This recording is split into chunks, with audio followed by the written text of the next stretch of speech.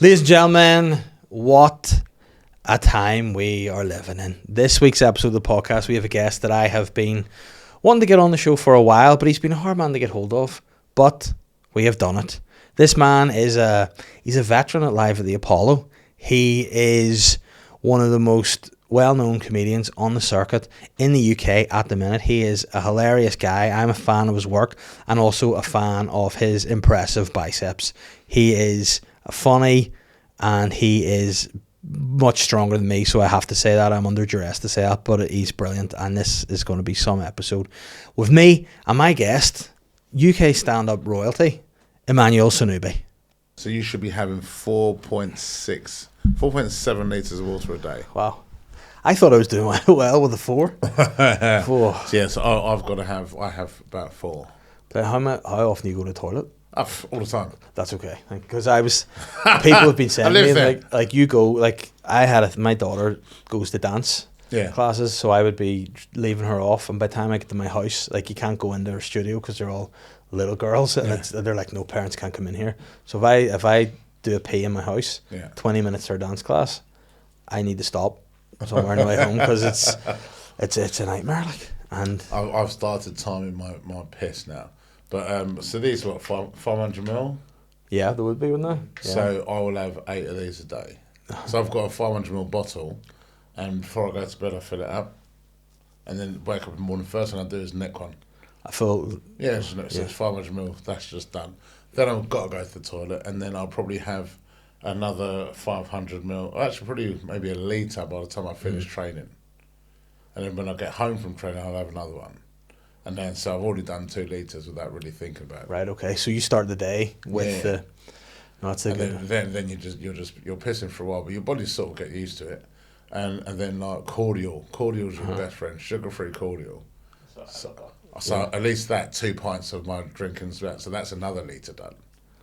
And then other than that, you're just sipping bottles of water through the day. See, that's the thing. I would have a 2 litre bottle usually, and it's hard to sip that. It's in your head. You're like, that's a lot. That's why I have these, because this is fuck all. Yeah. So you can neck that. That's easy. A pint. Yeah. And I can neck pints. Yeah. So I was like, I'll just put in a pint glass. We'll go for it. No, I actually have not done well today, and the colour, I like it to be as clear as can be, but like even if you have a decent amount, I'm still going, that's very yellow like already. So it's, but like I've started the day having. Are we recording, by the way? Yeah, well, we're off, but because again, this is normally the podcast is just a casual sort of chat, so it's not like what are you doing, what's crack? So we'll just start off with the water chat.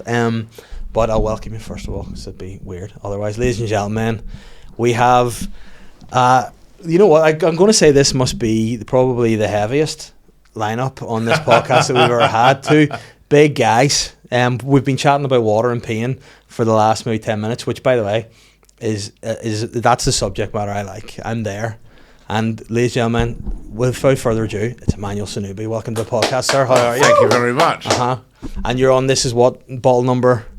This now, this would be 2 litres after this. 2 litres. 2.5, something like that. That's today. I think I've maybe had one of those. I've got a wee flask in my bag, but it's not enough. Not enough for me. And already now we've started talking about peeing. I think I need to pee. But we've an hour to go, so we'll lock in and we'll see how we go anyway. But yeah, impressive amount. You just told me that I have to drink because of my body weight 4.5 litres nearly a day. So I didn't realise how much, because they say stuff like you're meant to have 2 litres of water a day, and that's sort of the thing that everyone knows. But which I was fine with when they said 2 litres. I thought that's a great number. And then I started working with this PT that says you need to have 35 millilitres per kilo of weight. And then I did the math, and I realised why he told me that and not the sum. Yeah. Because I was like, okay, 4 litres. And fish don't drink 4 litres of water. I was like, this is ridiculous. But can be done. Yeah. Who knew that piss was meant to be clear, not orange? No. Not me. No, I'm very much a clear piss kind of guy, but the problem is now with the bed. So I'm waking up during the night to go to the toilet now. Like, it's just a regular thing, and I hope, again, it's not just an age thing, but it's the water I'm drinking. I think it's a change of perception. Makes you feel better. That's what I do. So I don't think of it as me getting up in the middle of the night to go to the toilet. I'm getting up in the middle of the night to check my house. Right, okay. That's making sure there's no intruders and making sure that everyone in my house is safe. Once I've done that, I'm up now. Might as well go to the toilet. That's how I see it. That is a good mindset to do. And when did you have to change that to be the case? Because I mean, I would have to be doing a lot of security checks in my house. I will get up probably. I reckon I do get up once a night to go to the toilet. Yeah, but it's a lot of water you're drinking. Yeah, and I suppose at least that's one thing I've got to control. I've never done it in the bed. Yeah, so I've kept it strictly for the toilet. Now I have done it on the toilet seat when the lid's been closed because I've been tired, but never in the bed. But you say you're hitting 40 now. Yeah, this year I'm hitting 40. Give it a couple of years, you won't care if it's in the bed or not. Yeah, just get the so it's done now. I'm going back to sleep. Yeah, it's just the water. Just get the waterproof sheets on and hope for the best. It'll be so clear you won't even notice. You'll be fine. Yeah, I just spill water on the bed. It's good, but no, I start my day with a wee drink that is apparently is good for hydration. So I have a protein shaker full of water, and have electrolytes, vitamin C, creatine, bit of salt. Yeah, and that's me ready to go for the day. A lot of people, when they do water fasting, that's what they'll have. Just water, a little bit of salt, electrolytes. See, have you ever done a fast? Yeah, I do them, I'd say once, twice a month, 36 hours. And people, right, now obviously I have done a bit of fasting, the intermittent fasting, and I know that the window you're supposed to, like, you not eat. Fasting. Like, I think it's like you don't eat for like 4 hours or something, and I can do that. But the people say it's like so almost euphoric if you do a fast. Is that true, or is that a spoof? No, it is. You do feel great. You do. But I think it's because you're not sluggish. So a lot of it will depend on how you eat. So even now, the way that I eat now, because I'm not... Do you know that when you eat too much, sometimes you can't sleep because you can't even lie on your front or you can't do anything. Yeah. I just don't go to that extreme anymore. Yeah. But yeah, that was the one where you go, I'll just have this one biscuit, and you go, well, I might as well eat the packet now because it's open. And it is good. That is the problem, I think, is that for me, I just love it. I love the eating more than I love the not eating. Yeah. Because eating's the best. And there's so much good food. But there's unfortunately none of it's that good for what you're looking to do, sadly. You know? No, but it's moderation. That's the thing. It's moderation. If you eat to a gargantuan portion size at all times, that's not sustainable. But see, I blame my mum and dad for it personally, because I grew up in that era of time where you have to finish your dinner. Yeah. Like you need to eat that food, and if you don't, you're wasting our money. And it's like, all right, yes, master. And now the food we were eating back in those days, like I remember my dad. I used to think my dad was like a great chef. Yeah. And now that I'm an adult myself and see what it was, not great. Like he used to have this tin of, it was like chicken and cream just in it, and he just mixed it with pasta, peas. Eat, and I thought that was the nicest food growing up. And he's like, it took me 5 minutes, and it was probably the bones, the brains, everything. It mightn't even have been chicken, but it was. You loved it. The moment you said in a tin, I thought this isn't going to be a great story. No, it's not going to be. It's not going to be good for the physique. And what I love is like people will be tuning into this, right, as knowing what to expect of a comedy podcast, and they're just getting great health and fitness advice from two strong guys that know what they're talking about. Exactly. Water advice. You're welcome, everybody. Now I feel like, are we going to do this thing, where we can get two guys get together, one drinks water, the other's like, well, I'm going to have to drink this, and we're going to end up just pissing ourselves at the end of this. Just there going. And have you got a bottle of water? I haven't, no. How much water do you drink a day? I aim for about 3 litres. You aim. What do you achieve? I would say most of the day, I love having a wee drink. You know what I mean? I love having a glass of juice, glass of cordial juice, or a bottle of water. I always need to have something. Mm-hmm. Yeah.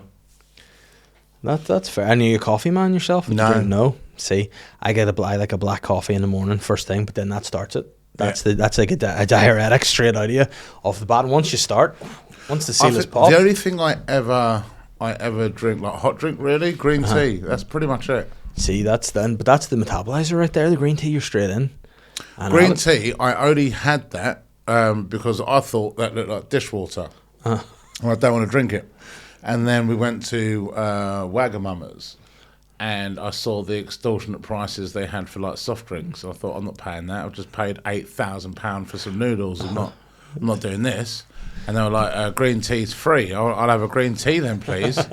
And then I had one. I thought, that's actually not that bad. And then someone said, yeah, green tea is a good thing if you are eating. Just stops you feeling a bit bloated, settles your stomach. So if I'm having a big meal, I will have a green tea with it. And with it, or do you start it off and then just like along green tea? That's what. When I say a big meal, I'm talking if I go to a buffet. What do you want to drink? I want a green tea. I'll keep this train going as long as I can. Yeah, no, see, there's logic to that. Yeah. You say about eating gargantuan amounts. Weird thing to be proud of, but I have been thrown out of a buffet on more than one occasion. And how do they approach that moment? You're there eating the buffet. Do they just come and go, sir, I think you've maybe had too much here? Or do they just go, nah, time's up? So both of them, and I still say it's their fault, because it wasn't a buffet where you go and get it out of the cattle trough. It was a menued buffet. So you could just order what you like for as long as you wanted. No time restrictions. And what they should have done is only have maybe 8 dishes. This menu, as a Chinese, was massive and really nice. So we thought, I wonder if we can eat the menu. So we went down there, literally just started ordering off as we were going through. And I think by maybe, got to be 40% through this menu that they've started to click on. Because we were literally ordering and ticking off as we got there. And some of them were really nice. So we'd go back and order like some more duck. A touch more. And then while we were eating, they just came over and just took our plates. Food's still on the plate. And we're just like, get out. We're like, but we're not done. No, get out. You can't eat here anymore. And we're like, well, if you make me leave now, I'm not paying. No, that's fine. Get out.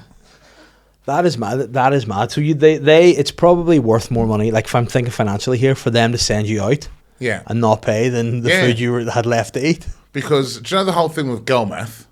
No. You've never seen girl math? No. So girl math, and I'm not gonna lie, massive fan when it suits me. Girl math is when you see a pair of shoes that's 50% off.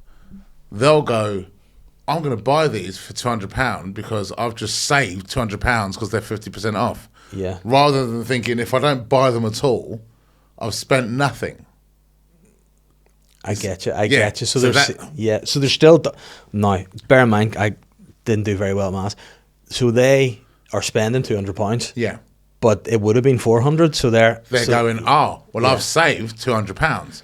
And I have done that when I bought trainers, when I've seen... I was umming and ahhing about these one pair of trainers I wasn't sure whether to get. And then there was another pair of trainers that I got for 40% off. So I thought those combined prices is actually only £10 more than if I'd have got the first pair full price. So I've actually saved some money here. And that's how I justify it to myself.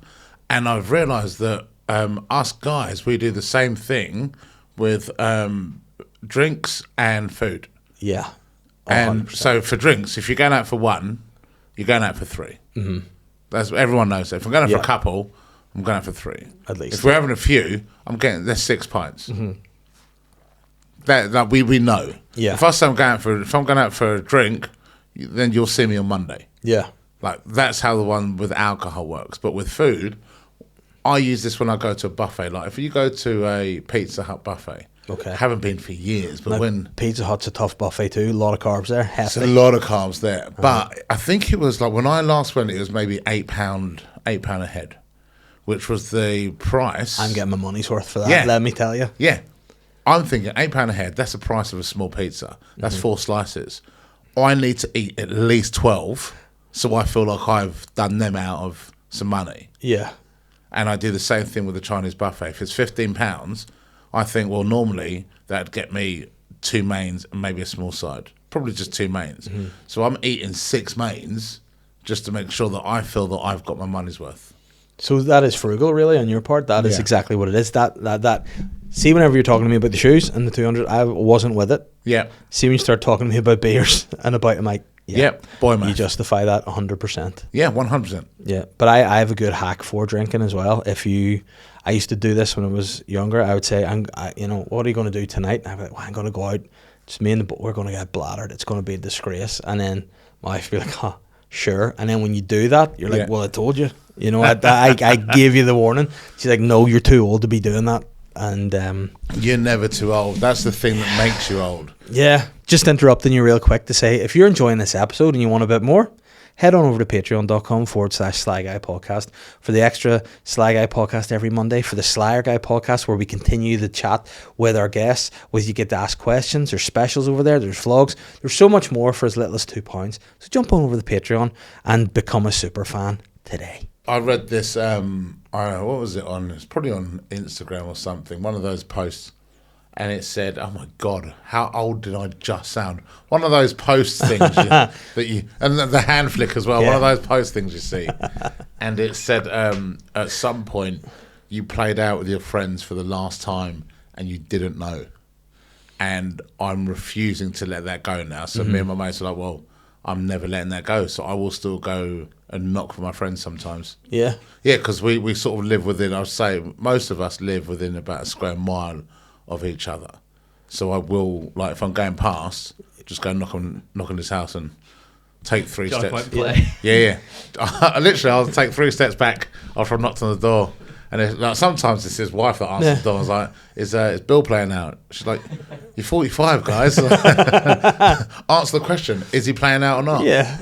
But see now, it's almost like, and I think we need to, as a society, teach yourselves that that's okay again. Because if somebody knocks on your door now and they haven't texted you or let you know in advance, you're like, what the fuck are you doing? Like, what's up? Why are you here? Yeah. Whereas back in the day, like, you would walk to your friend's house, potentially 30 minutes away, just to knock on the door for them not to be there and go, no worries, I'll head home. It's all good. Or if they were there, I spoke about this a little while ago. I remember knocking on my friend's door, it was a mile away.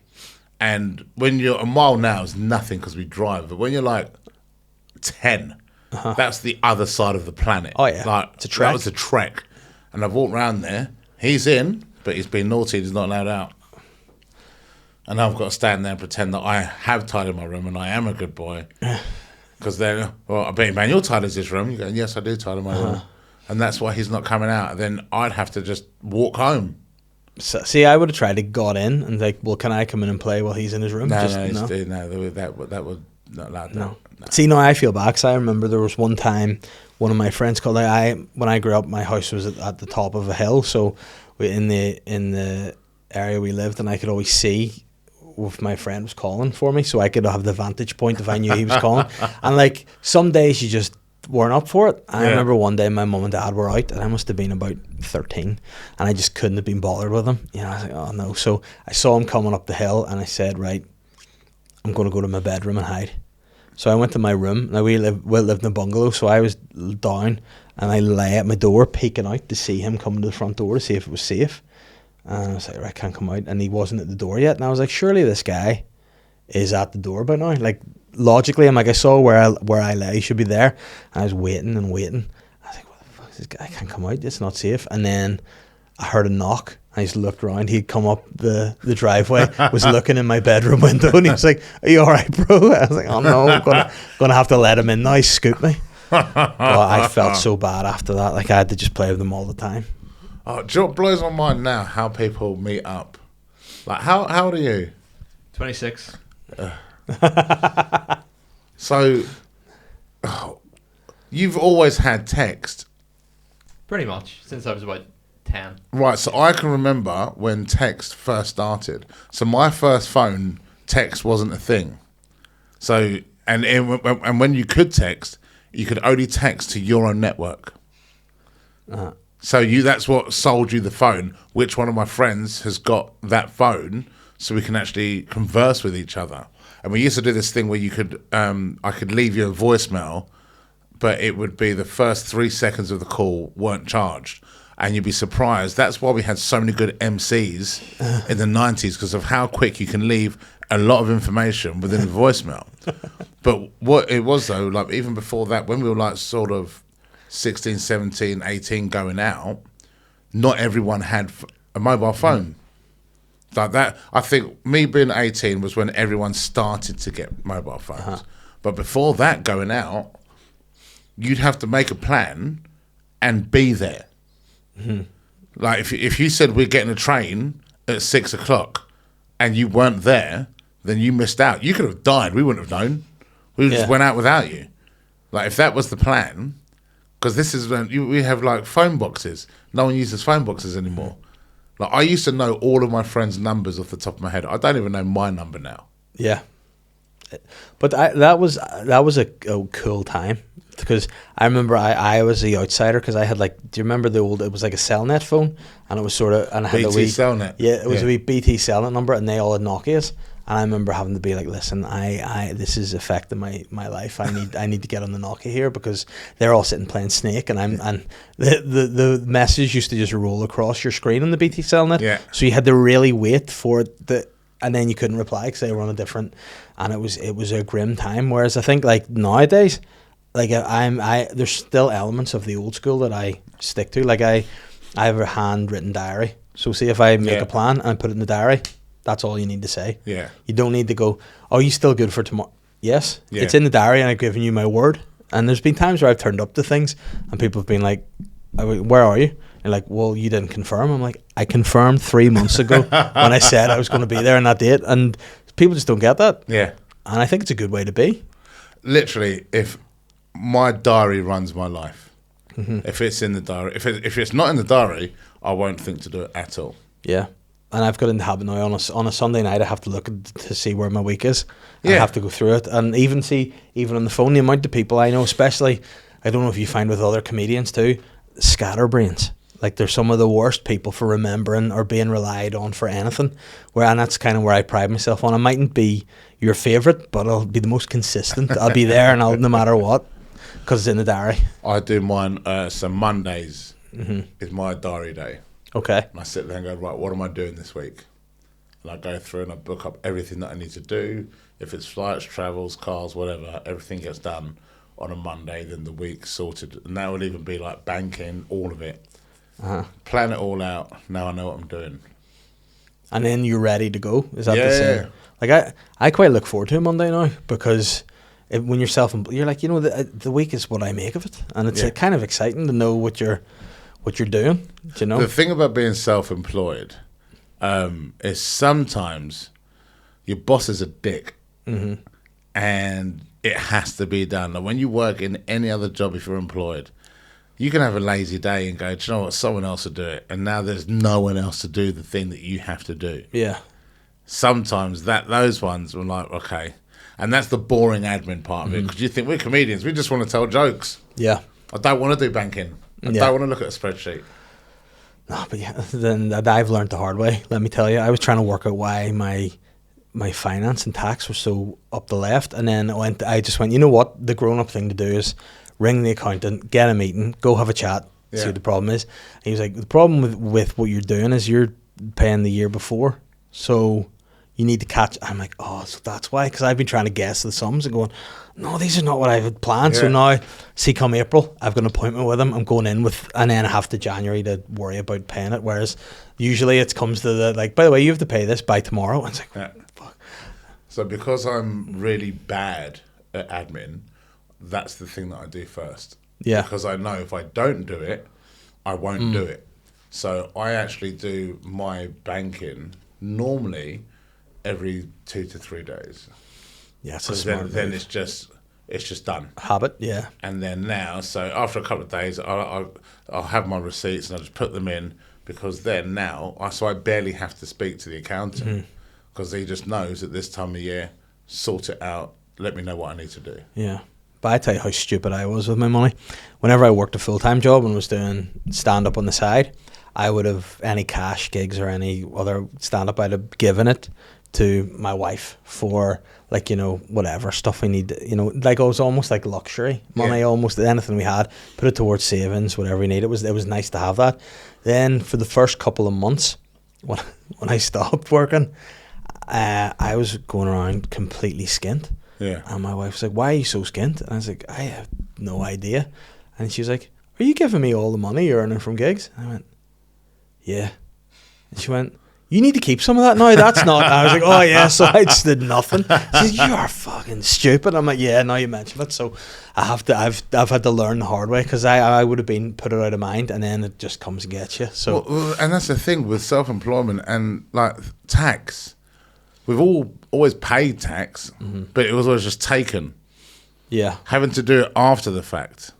Yeah. Is the worst. Yeah.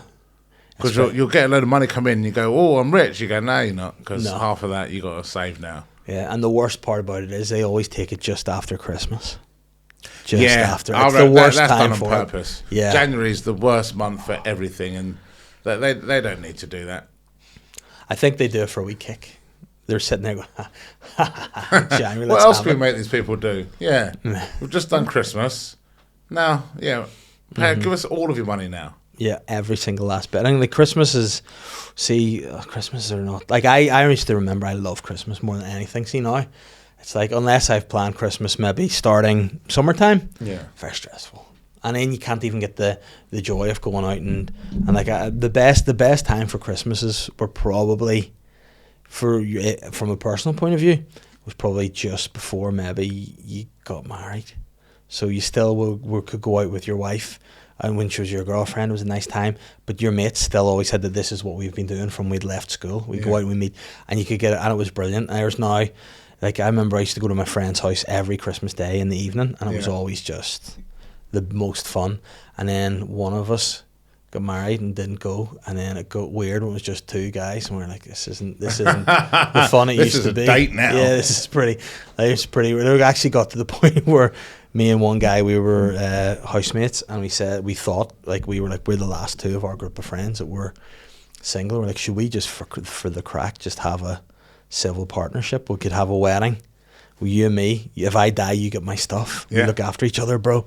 And he was like, nah, that's kind of, like, I'm not for that. And I was like, yeah, I'm only joking. What are you talking about? Yeah, you mad man. Just a bit of crack. I don't want to. What are you having a go at me for? No, you're weird. Yeah. And then, my future wife did move in and say, like, this was a power move on her part. She went into the house we were living in, and just, I don't know whether it was for fun or not, but she said to my mate Daniel, she went, I'm going to have your room one day. And he went, and she did.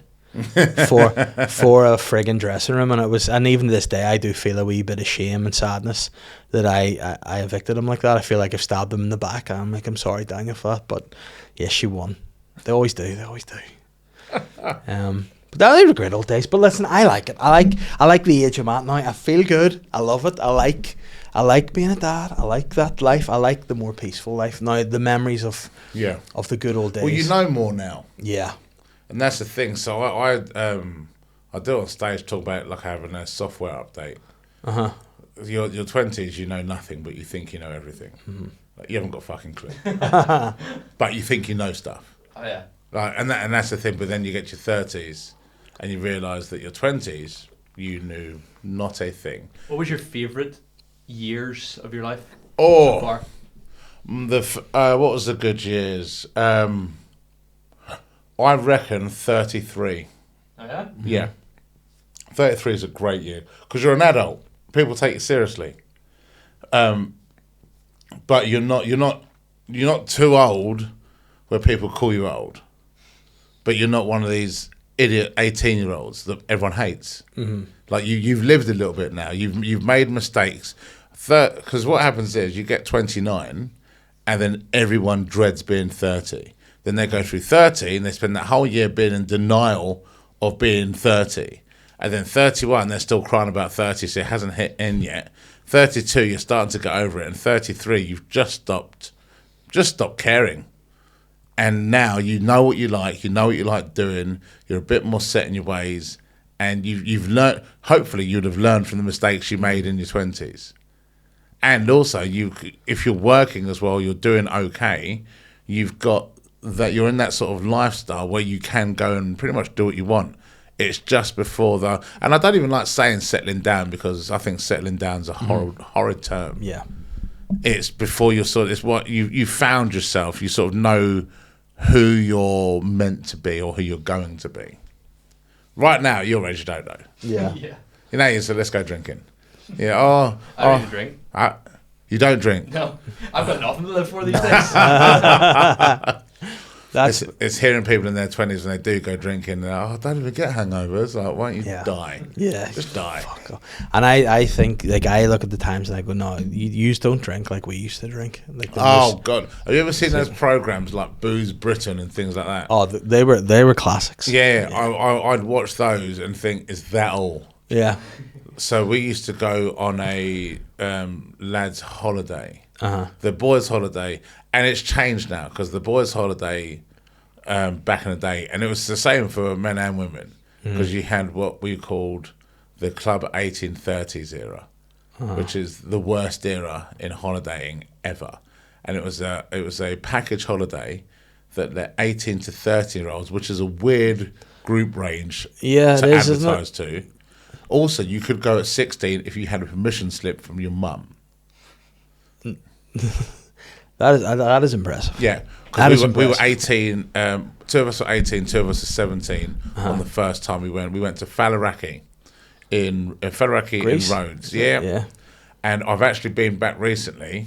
I was in Rhodes, and I was like, I have to go to Faliraki. I need to go and see it. 20 years later, I need to see what this place looks like. It hadn't changed. It was god awful. And how did you feel that time going back? Was it like, oh no? I was the only one enjoying myself, because I had this nostalgic grin on my face, and everyone else looked like they'd been sold the wrong package holiday. Yeah. It looked good in the pictures, but the way it looked when I was there 20 odd years ago, literally 25 years ago is when we were there, it looks exactly the same now, which isn't a good thing. No. All the bars are still the same. It is so bad. And there was the menu on one of the bars was the same menu, still laminated. And I was like, I'm going to order a fish bowl, which is what you would have done then. And the lady was like, oh, we haven't got any because they all broke. I was like, well, order some more. That's how this works, isn't it? And I was saying to her, I've not been in this bar for 25 years when we came on a lad's holiday. She goes, I was working here then. I thought, and you're still here now. Or things she would have seen. Oh, God. War stories? Yeah, it's so bad. And we used to try and get more. The challenge was, can we get more drunk tonight than we did yesterday? And for one of those trips, we tried to live off beer. Or because we had a really dumb conversation where we spoke about how beer is made, which is essentially yeast and water, which is the same ingredients for bread. And you can live off bread, hence you can live off beer. Yeah. And then one of my friends said, first one to eat loses. That's all he said. And we didn't eat for 4 days. So you said about a water fast. I've done a beer fast. Guys, listen, sorry to interrupt this week's episode of the podcast, but I couldn't go through an episode without telling you about Omnia Wellness. Now, if you know one thing about me, you know that it's hard for me to stick to a training and diet regimen, because I like the finer things in life. I eat chocolate, right? And that's the truth, and ice cream. But since I've been working with Omnia Wellness from the start of the year, I'm managing to avoid all the temptation, and I'm going to the gym. You're probably looking at me going, why are those arms so big? When who knows? Omnia Wellness, that's why. And if you want to know what Omnia Wellness will offer you, visit their website, www.omniawellness.co.uk, to see how they can help you in your own fitness and weight loss journey. If it is weight you want to lose, if it's weight you want to maintain, if you want to bulk, they can tell you it all. For me personally, I am on a medicated weight loss journey with them. Hate that term and phrase, but it is what it is.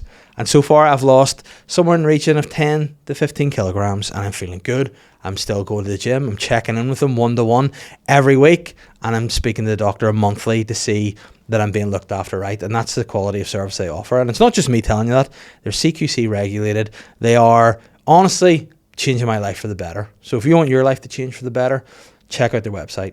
Check out what's on there. And if you want 20% off, because you're a listener of the SLY Guy podcast, it's a gift that we are giving to you with the discount code SLYGUY 20%. So go to Omnia Wellness, check them out, and improve your life today. Right, back to the episode. You were saying to me before we started, like, you're a rugby player, you come from the rugby background. Yeah. I see a lot of that, and I go, yeah, that's where, like, some of the things, the camaraderie that comes from growing up playing rugby with people, and the things you would do and say that would be normal to anyone in a rugby, but the other people go, that is mental that you're doing. I'm finding this out more and more now when I talk about it on stage. Like, anytime I mention stuff rugby players do, and there's some stuff it's not even a joke, I'm just telling you what happened, and people just think it's been made up. And it's only now that I'm realising all the things we would call completely normal behaviour, other people are like, that's not normal behaviour. Oh, yeah. Like, if you ask me to pass you your drink, I will put my fingers in it. See how that's just normal for you? Yeah, of course. Like, everyone else is like, why would you do that? It's like, because he was too lazy to get his own drink, so I've got to put my fingers in it. And I'd probably lick my fingers first, and then put it in your pint, and then hand it over. And then if you didn't drink it, that's your problem. Yeah. You have to always... Why are you wasting it? Yeah. Why are you wasting alcohol? No, like the dirty pint was always something that people are like, why would you ever do that? I'm like, because if you didn't, you're gay. You know, it's like, what are you talking about? I remember having a discussion as one time when we were all out and we were bladdered, and we came back to this house and we were playing like SingStar on the PlayStation, and for some reason we're all like, let's just do it naked. And there was like 5 of us just in singing, not a stitch on.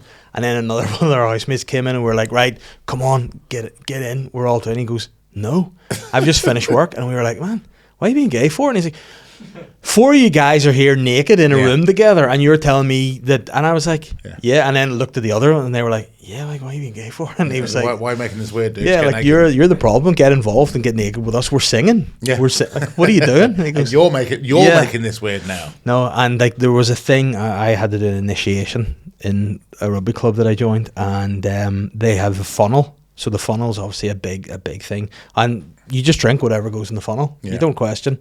But this funnel was a very long funnel that went up onto the first floor of the rugby club. So you were down in the ground on your knees funneling, and you didn't know. You could taste the odd bit of vodka there, a bit of, you know, he's like that, and you're like, that's fully probably not even.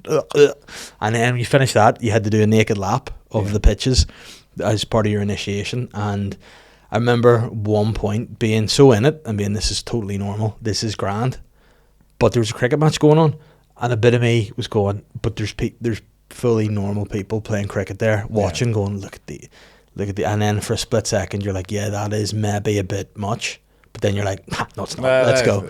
Carry on. Ones. They're the freaks. Like, weird. Who's playing cricket at 6 o'clock on a Saturday night? Losers. You know, we're out here doing initiations. I think my first rugby tour was to Great Yarmouth. Have you ever been on a rugby tour? I haven't actually, no. Okay, so imagine a stag do where everyone is the stag and everyone's also the best man. With lots of weird rules that make no sense to anyone for no reason. It's wonderful. And there must have been a good 30 of us. And one of the club rules was no pants. Don't know why, we just weren't allowed to wear pants. That was it. And one of the rules was, if the club captain shouts 99, everyone trousers down, 10 push-ups, wherever you are. Last one to do the 10 push-ups has to drink. And as I'm saying it now, I don't know why I actually did the 10 push-ups, because no one, who's counting that? I could have just got up and gone, I've done them. But either or, we still did them. And they'd done this Great Yarmouth train station, 30 of us, trousers down, 10 push-ups, get up like nothing had happened. And then we're at their Great Yarmouth Rugby Club. We're already half cut, waiting for our game that we're going to go and play drunk. And because it was my virgin year, the tour captain said, I'm bored, virgin, go outside and strip. And I thought, well, I'm going to do it because either I strip or I'm going to get stripped. Like, either way, the clothes are coming off. So I may as well do it myself. So I thought, all right, fine. And I went out and I started unbuttoning my blouse, because that's what we were wearing. We were dressed as policewomen. Of course. Yeah. Obvious. And he went, no. Do it seductively. I'm like, oh, that's made this much worse. and there's no music on. I'm dancing to the sounds in my head. And I did it, and I thought, all right, well, that's done now. I'm going to go and get a pint. He went, no, go and get me that match ball. And I turned around, and Great Yarmouth first team are about to kick off in, I think it was their cup final. Oh. The referee's holding the ball. I was like, well, I'm going to have to go and get this now, aren't I? So literally just run off. I'm just, sorry, sir, and ran off. And what still cracks me up is that I was so polite about it. Yeah. Because that's rugby. Yeah. Sorry, sir, and just run off with the ball. And now you're being chased naked around the field. This scene looked very, very racist because this is Great Yarmouth. There's a naked black dude running around the field with a bunch of people chasing him. This looked wildly racist at this point. Yeah, but the stuff that we do, the games, it's like the golf ball game. If someone drops a golf ball and you drink whatever you're holding, you've got to drink it. Yeah. That's it. And Save of the Queen's always a big one for us back in the day. Now Be the King, I haven't done it that long, but yeah, you can't let her drown. Yeah. And the waterfall, that was always a classic. The waterfall races, you ever do those? You stand in a line and the first person has to down it, and it goes like domino effect. And then I think if you lose, you have to drink another pint. That's really it. What do you do? Just more beer with your trousers down. Yeah. Or through a sock, or through something like that. Or through your pants was a good one. If you got caught wearing pants, we'd just rip them off you, then that would go over your pint, and that's what you had to drink through for the rest of the night. And do you ever do chin up, trousers down? That was one. Or if you're chinning, you can't do it with your trousers up. Yeah. And then the logic, why? Well, obviously you just have to do it. Like, don't argue this. Like, there's even now. This has taken me a minute to stop doing. When I'd finish a drink, I would do that and do that. Yeah. and it's taken a while for me to stop doing that. Because I'm just sick of the questions. Why have you done that? Because you can't explain it. Because I don't even know why. It's just what you do. Yeah. And that is the way of the world. Speaking of more waters, please, you need more water. I'll have another water. Yeah, listen, this is the downside though. I get excited with stuff like this. I get too excited for fun times and the thought of it, and then when I do it, oh my god, the last time I hadn't. You're saying about the last time you call for your friends. Yeah. Some similar thing. One of my friends said to me, "Do you ever remember the last time you had a bottle of Buckfast?" I said, I don't. So I got this in my head for a while that the next time I go out, I'm going to have a bottle of Buckfast. And it was I ended up with me, again, true to form, no trousers on, in my house, t-shirt on, being sick into my sink, which we just had put in. And my wife was like, I don't think I've ever seen him like that. It's a disgrace. But at least I remember when I had my last bottle of Buckfast now. So, we're all winning. And speaking of being two hydrated guys. Yeah, I love that phrase. That's the episode name, Hydrated Guys. Do you now think if you're going out for pints, are you conscious about staying hydrated? Yeah. Or is it, once you go out, it's like, we're taking one for the team here. We're I don't not know. thinking about it. Both of those are true. Yeah. Before the pints, I'm fully conscious about what I'm going to do. I will even work out the calories of what's going on. So I drink Guinness. And I drink Guinness because it's 200 calories a pint. So it's perfect. So I know if I'm going out, and even if I'm trying to not have as many calories, I might not eat loads during the day because I'm going to have max 10 pints. That's 2,000 calories. Still in a deficit? I'm still technically in a deficit. That's before we go out because I would have had loads of water. By about pint 6, all of that goes out the window when someone says, "You hungry?" I go, "Yeah, I can eat." And then or you might have... because after about 6 is when I'll start having a little whiskey chaser with it. Then that goes. Then we'll get some crisps and some table nibbles. And then by the time you've stopped counting, and what I will try and do, which I never remember to do, is like have some water when I get home before I go to bed, which I never remember to do. What I'm a classic for is I'm a big, the thing, look out for your future self. Yeah. And they say think ahead. I will be very good at that I'll maybe leave headache tablets and some water beside the bed when I've gone for a night out. Then you'll not be in your bed. You'll be on the floor in the playroom or something, or you'll be in your kids' floor for some reason because you had to go and tell them that you love them, and then you'll pass out on the ground, and then you'll just wake up dying, dehydrated, head's killing you, and looking at what could have been if you had had a little bit of maturity about you. But nah. So I will normally only drink if I'm away or my kids are away. Yeah. Because I was like, they don't need to see this. And it's my hangovers, like when it's bad. Yeah. Nothing's happening. So and it will be for everything. Just leave me alone. And how young is your youngest child? 2.5. No, you're in the hurt locker there. They have no respect. No respect at all for hangovers. None of them do. Even if you're, even my 11-year-old, I put my back out a little bit, and he had zero sympathy for me. He's like, "Oh, is your old man daddy back up? Is it hurting? Is it hurting, daddy? Oh, you okay?" And I was like, "Wow, you're going to pay for this." Yeah. The moment I can stand straight, you are paying for this. Yeah, in 2 weeks' time, you're in trouble, brother. Yeah. Let me say. Yeah, no, that's they just my youngest one. She doesn't understand. She's 5, but she doesn't understand like why you can't she doesn't understand bed and sleeping when she's awake. In her mind, it's like, well, everyone should be awake and do like the other day I couldn't lift her up because, like you said, I trained my back. I was like, I can't lift you, and she goes, "Why? Are you going to die?" I was like, well, I mean, that's a leap. Like one day, yeah. So are you going to die, Dad? I'm like, no. Well, I mean, yeah, at one stage, but they don't. And I think that's kind of what stopped my drinking. Actually, was having kids, and just them being awake during the night. And like I think that one night when I just had my eldest daughter, she's 8 now. I think I went to put her in the bed after having had a pint into the cot, and I maybe misjudged how far the bottom of the cot was from the bed, so I think I just went to set her in gently, but then she probably fell about 20 centimeters. Like, oh no, that's a problem, I've just dropped her. And then it's like, yeah, you need to look at yourself. Yeah. And then the night, and wives have no sympathy for you if you're drinking. So like if a baby wakes up, once they've had children, all the sympathy stops, which is fair. Yeah, because you pushed out a whole person. Like I went out and I can't remember how many pints of Guinness we had. Guinness. Guinea. We had a lot of Guinness.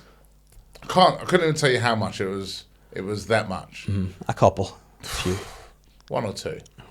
The next day, I gave birth to this log of fire, and it was this brick, because it wasn't circular, this was square.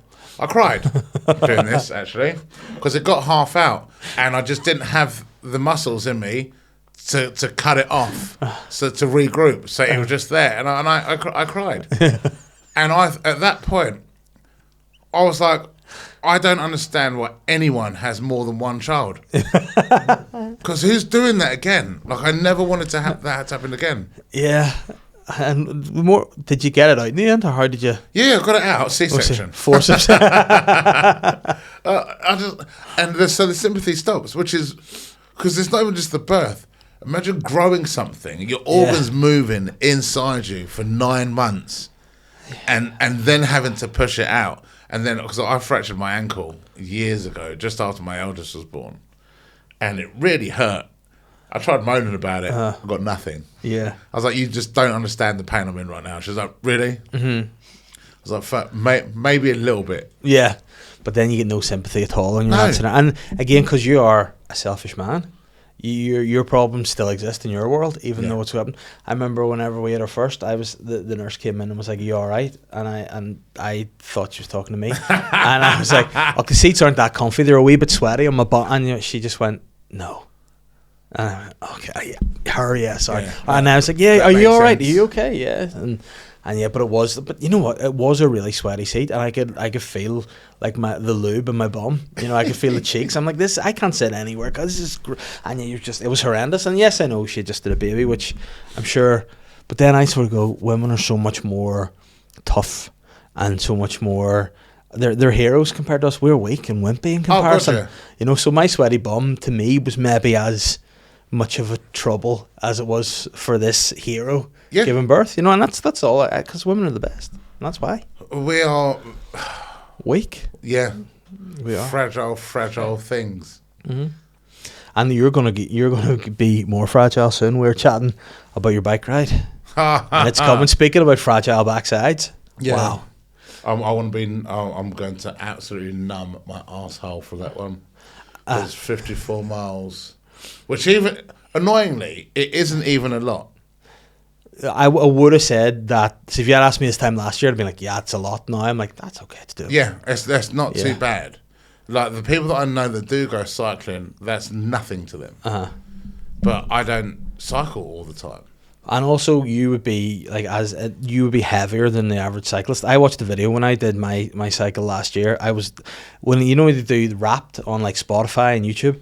My top things on Wrapped were like Sky Sports News, and then third was like the Cycling Network. Yeah. Because I just was trying to psych myself up for not dying. Basically, I had a terrible fear I was going to die on this.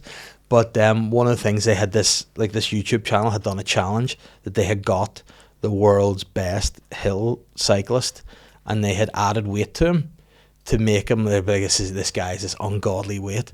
It was way lighter than me. And I was like, so the best hill climber in the world. I was like, oh, this is a nightmare. And I'm like, I'm heavier than that. And it was just a real humbling moment. And then thinking about that weight going through, like, I have a lot of mass on me, but there's no meat on my bum. It's just straight to I think everything under there stopped working for a bit. Like the underground, you know, there's a lot going on in there. See, under here, I thought I had broken, I thought I'd broken it for a while. It's like, this is done. There's no sensation there. It's horrendous. It's the worst. Yeah. And you've got that to look forward to, and I'm glad it's you and not me this time, let me tell you. And when do you start it? When is the date? It's June 21st, so it's the London to Brighton bike ride for British Heart Foundation. And I am looking forward to doing it. We're doing a bit of an event after it as well, but I think I'm looking forward to it being over. Yeah. Because everything's horrible until it's done. Mm-hmm. Like, I don't like driving that far. But then once you get to the last stretch, you go, right, we're nearly done now. That's when it starts to feel good. Yeah, that is it. And like, I was trying to figure out as well about like looking back on it, because I remember it vividly in the moment going, I'm not enjoying myself. Yeah. Like, I remember going, this isn't, like, the worst part. To see the second day, whenever I had to get back on the seat and I had formed these lumps. Oh man, I was like, this isn't going to be a nice time. But then looking back on it, it's like, that was great. I'm glad I did it. I'm definitely going to go and buy. The thing is, I was about to say, I'm going to go and buy one of those seat pads. Mm-hmm. Why don't they just come with comfortable seats? There's got to be a reason for it. I honestly, could you look that up actually, Johnny, to see? Because I don't know why. Because it got to the point where they had to put one of those on for me. There must be a reason, because that seat that they got, that blade, that knife edge that goes in you, I cannot figure out if there's like an ergonomic reason, or like, does it make the bike faster? There's got to be a reason why the seats are so uncomfortable. Because they are, and like, if you were to hit it with your hand, you would hurt your hand. Yeah, like, they're hard, firm. You take it off seats. And use it as a weapon. Yeah, it is. It is not a comfy, and I don't know the logic behind it, and I still is there a reason for it? Because I just can't. But I tell you what, it's not for, to make sure that your wee bum doesn't hurt. No, there's absolutely no way. Now, you put too much lube on and try to cover yourself up, it could go places you don't want it to go to, because it's that dynamic that it could end up. It could end up going there, and at some points I was like, this might actually hurt less if it is, but. So they've got a reason. I'm told that bike seats are firm and narrow, so your weight rests on your sit bones rather than soft tissue, which reduces numbness, chafing, and long ride discomfort. The slim shape also prevents thigh rubbing and allows efficient pedaling, which I don't believe. Nah. All of that was horribly wrong. Yeah.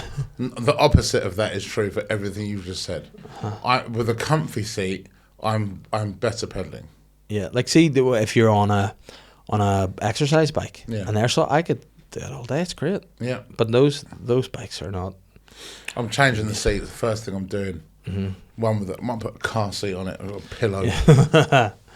But no, it is a great thing. And again, that's the one thing, because whenever I was coming up to it, I was going, like, people were like, "Have you been doing much?" I was like, "I'm doing as much training as I can for it."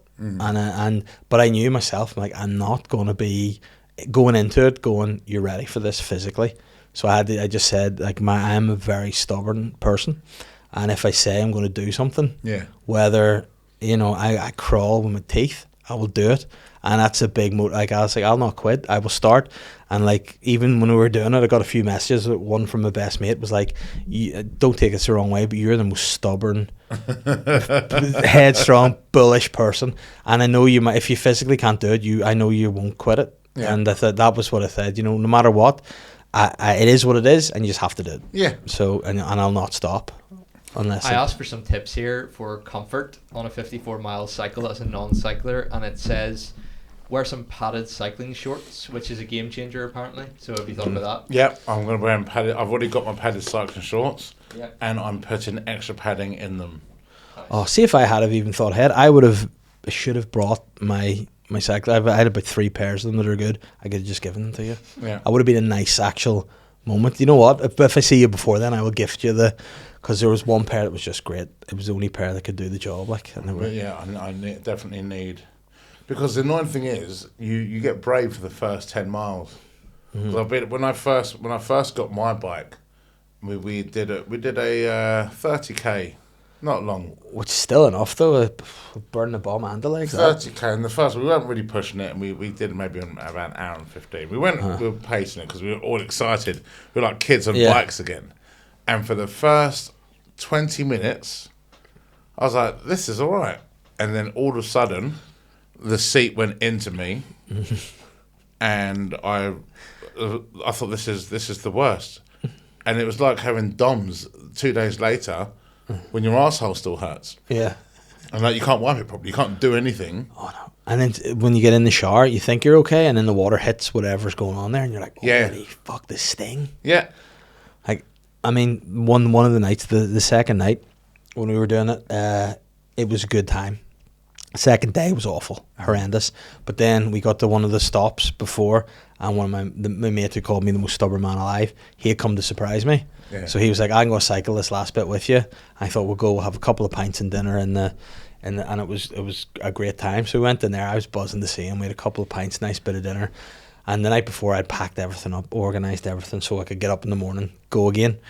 But after that, I set my alarm in the bar, and I thought just in the off chance I pass out. But I got back and I felt like my bum was cut. So I felt there was some sort of seepage going on. So I thought, you know what? I'll just take my trousers off. Take my pants off and I'll just lie on the bed for a second to let the air at it.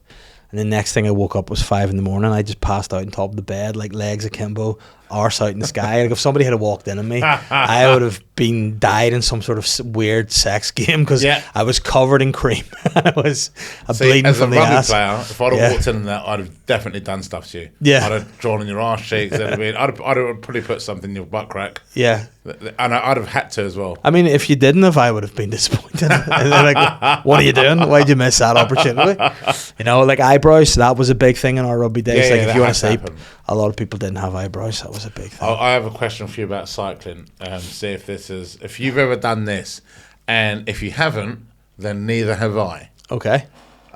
When you're cycling, have you ever been cycling and you get an itchy arsehole? Uh-huh. So you try and cycle whilst I don't know how to describe this, scooting down to try and scratch your arsehole with the tip of the seat. And it just looks so weird for everyone else. It just looks like you're giving your bike a lap dance. Yeah. Because there's no, I'm even doing it now and just trying to, I mean, have you ever done that? Because again, if you haven't, then neither have I. No. I'm not. I can neither confirm or deny that I have. But there are moments where you have it, and then all of a sudden you go, "Oh no, I've scratched too far there." Yeah, that is in me now. That is in. I know, but it's unforgiving. Now the best thing about it was because it was a charity thing we did. We had a company, the Bike House. Big shout out to the Bike House, the Sparky and Fraser and Decky for all they're keeping me alive basically. But they had given us a bike to use, and again when they had it, the charity was like, listen, don't worry about the bike. We think that now that you're a cyclist, they were like, when it finishes, you'll probably sort you out with the bike. Don't worry, you can keep it. And I thought, you know what, this is going to be a new me. I'm going to be a cyclist now. I'm going to cycle to the gym a couple of miles away, do my work, cycle home. It's going to be brilliant. Yeah. And then the next day afterwards, I got tagged in a post on Instagram. The bike up for sale, be part of history, take this bike that Dave cycled. And then the charity's like, yeah, are you going to buy that? And they were like, no, we're not going to. And they went, but on the bright side, you can keep the helmet. So I've got the helmet. I've just got a helmet, but no bike. Bike helmets are they crack me up because there's no way to look cool on a bike helmet. No. So I reckon of everything else that has ever been designed for people to wear, has gone through phases where now they've made it cool. Mm-hmm. Bike helmets, they just got to the point where like, there's nothing we can do for this. It is what it is. It's only about safety. And they also make you look a bit phallic too. Like if you're wearing it, it's 100%. It's a bellend. Yeah. I look. That's literally the one that I've got as well. Makes me look like a circumcised penis. Because I want one that literally covers. It's like having one of those bad haircuts like that, and then just round. Yeah. And I got a black one, so it would make me feel like I had an afro. I just wanted to remember what that feeling was. Yeah. But there's no way to look cool in it. No. And I'll always wear one because I came off my bike once and cracked the helmet. Yeah. And if you see what force it takes to crack one of these helmets, I was like, thank fuck I was wearing one of these helmets. Mm-hmm. Because, again, when we were kids, wear a helmet when you're cycling. Nah, stupid. It's stupid. Do you know what? When we were like 18, 19, when your friends start driving, the ultimate disrespect would be to get in your friend's car and put your seatbelt on. What the hell are you doing?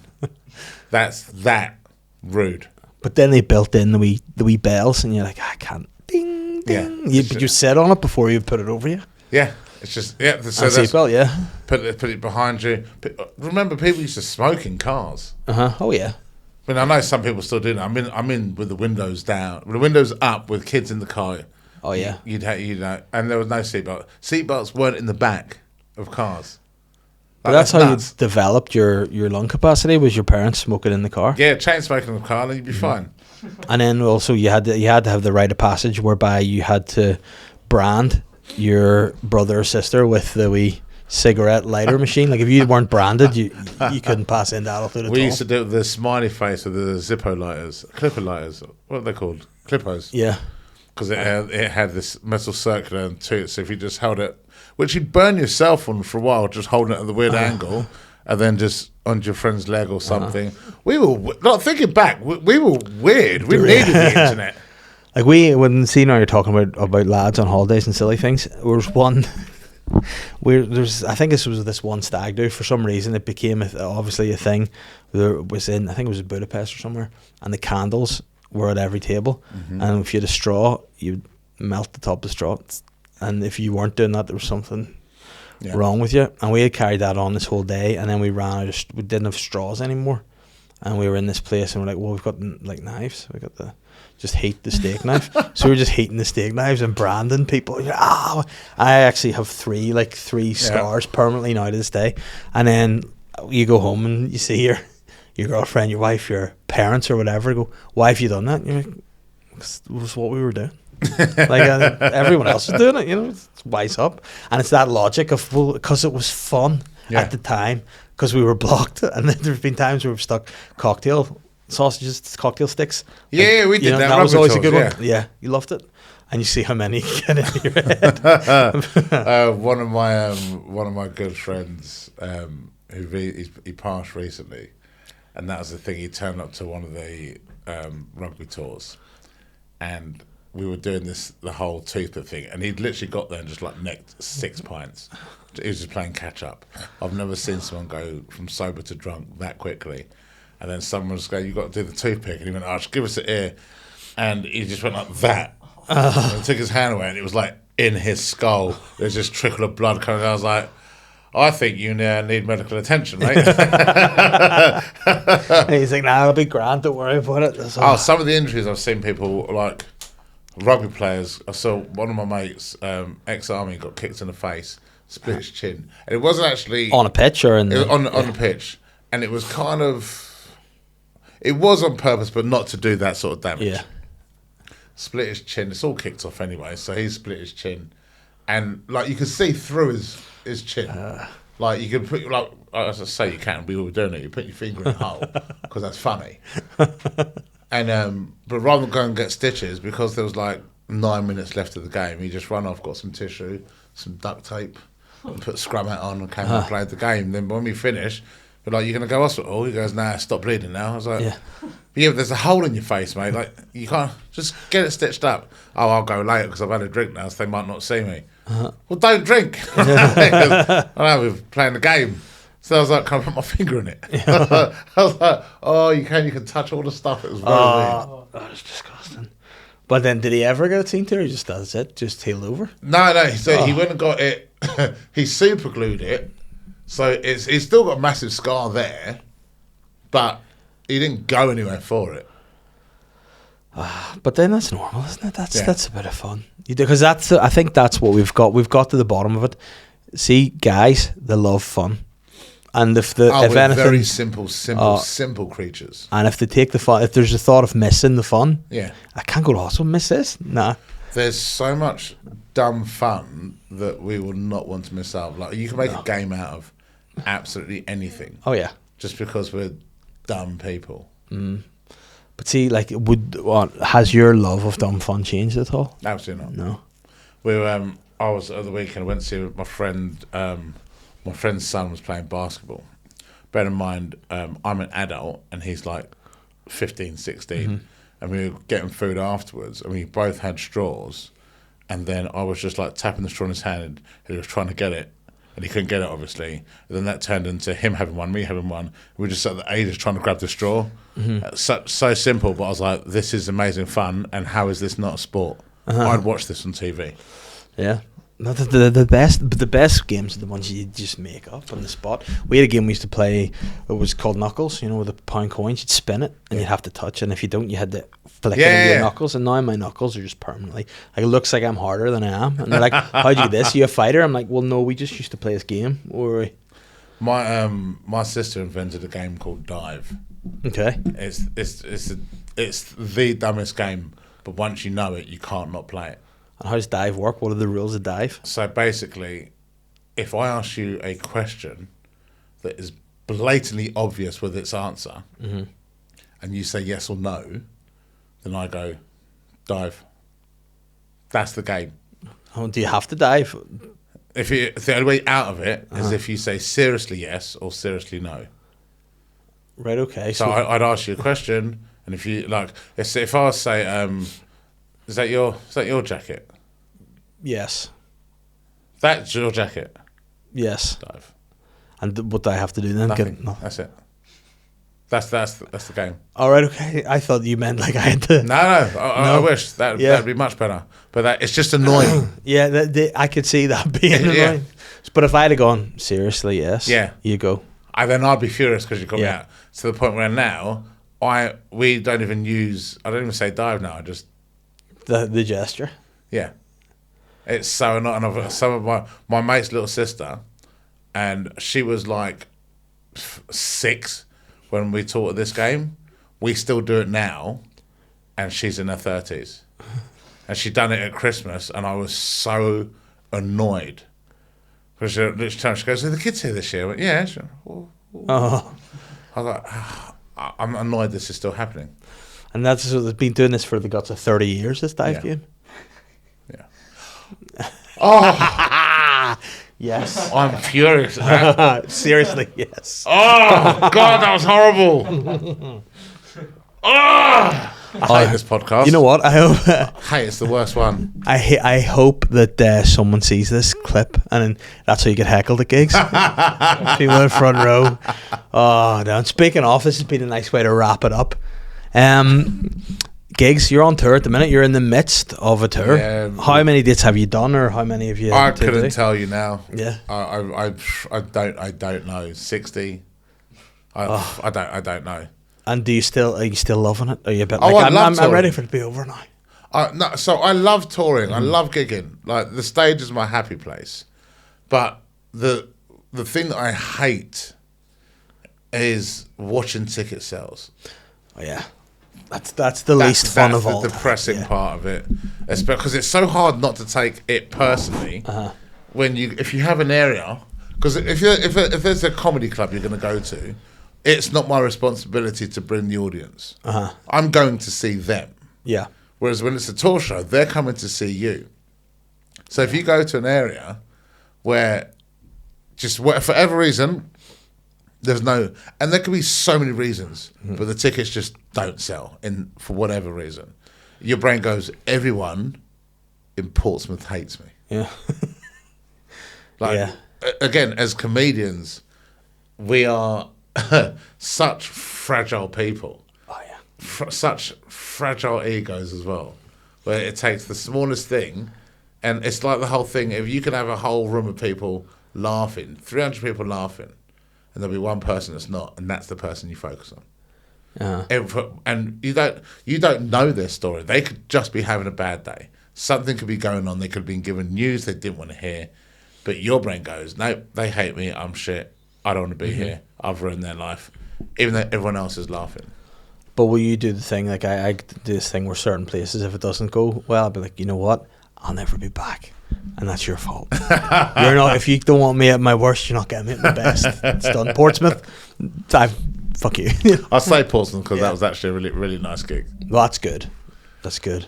And tonight you're in the list. This will be last week. This is retrospective time travel. So I'm going to be where are we? Limelight tonight. What I enjoyed actually today, whenever we were coming here, was you didn't even know where the Limelight was, Not and true. it was just you're like, oh, there it is, and it was just how I don't check anything nice. until I need to know. Oh, we're very alike, you know. Yeah. And then it's not great for like a lot of things in life, crossing the bridge when you get to it, but a lot of times it's a blissful way to be. It's just easier.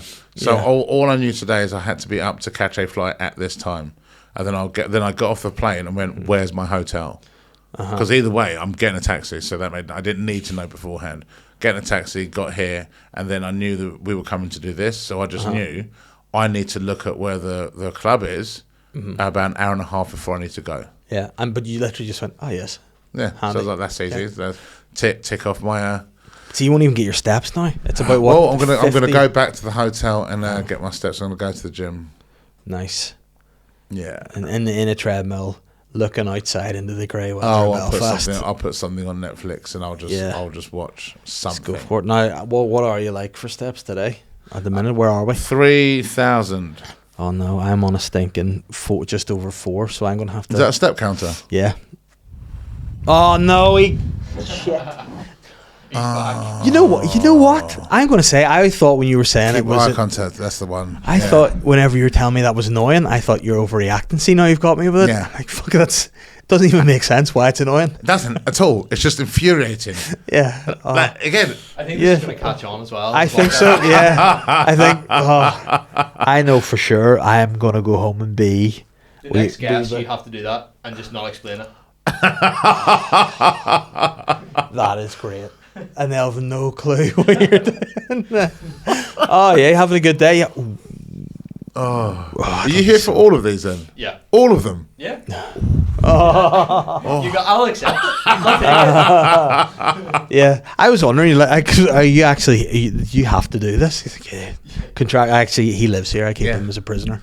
Once you know, that's the thing about this game. And once you know how to play, you can't not play now. Seriously, yeah. Seriously, yeah.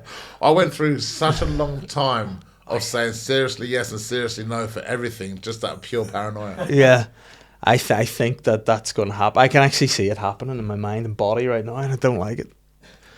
But there we are. Emmanuel, where can people find you if they have not found you so far? Go to all of my socials, the same as my website, emmanuelstandup.com or Emmanuel Standup. And there it is. And I will put it in the bio because we're polite like that. Oh, thank you very much. Yeah, would you like it if we did that? I would love it if you did that. Thank you, sir. It's been a pleasure. Cheers, you got me. Thank you guys very much. That was a fun episode. Take care.